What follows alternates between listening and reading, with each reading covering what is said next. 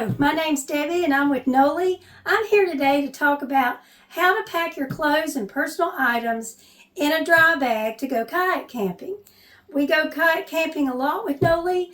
We do overnights and 3-day multi-days on the Swanee River in Florida. We have 2 this year, one in April that's already booked up and another one that's coming up in October.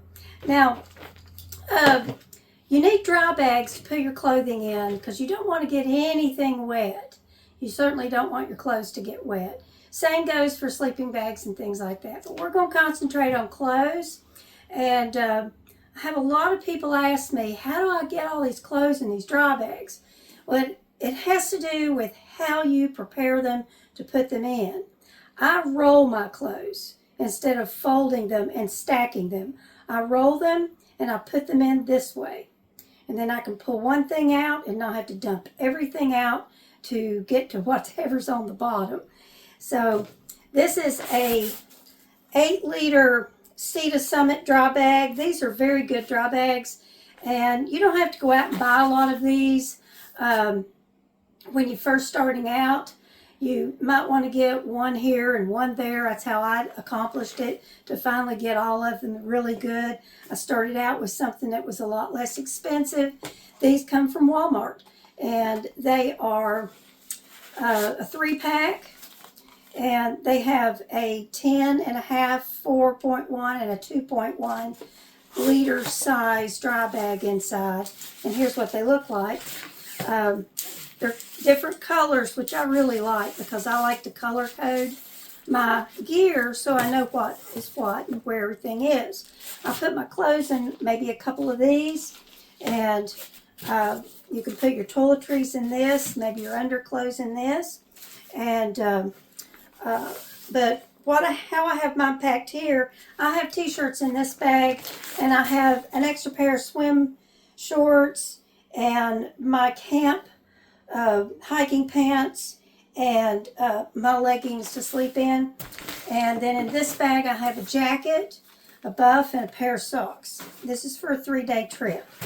Now I do change my river clothes because I'm getting them wet, and I'd like to change out, and not put on wet clothes the next day, so I do have extras of those.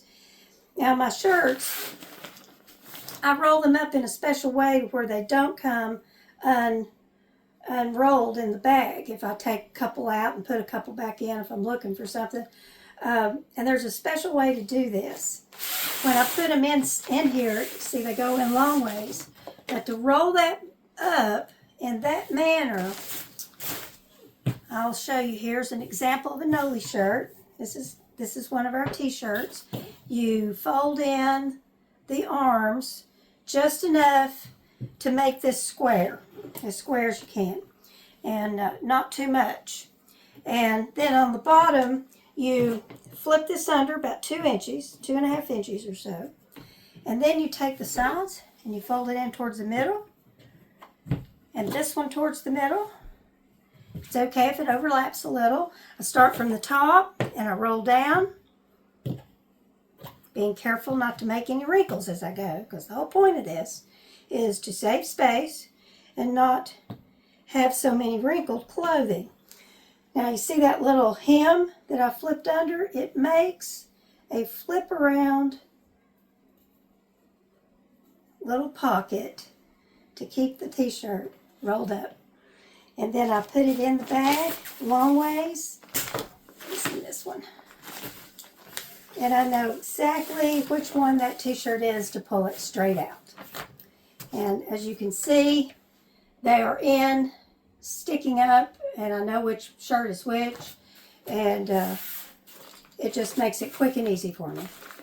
Now, how to close a dry bag, if you've never fooled with the roll top dry bag, is you don't roll, you fold, fold, fold at least 3 times, more if you have space. I like to burp it and get the air out first. Fold, fold, fold, fold. And then bring it around. What I like about these bags, they have a bottom that's made out of an E-vent material that the air will only go through it one way, but not back into it. And I can make this where it'll pack nice and snug in my kayak with all the other bags around it, because lots of small bags fill up more spaces than large bags do. Once you get into camp and you got all these little bags to pull out of your kayak, you definitely want to have a big mesh bag to throw them all in, throw it over your shoulder, and go up into camp and not have to make a dozen trips back and forth from the boat.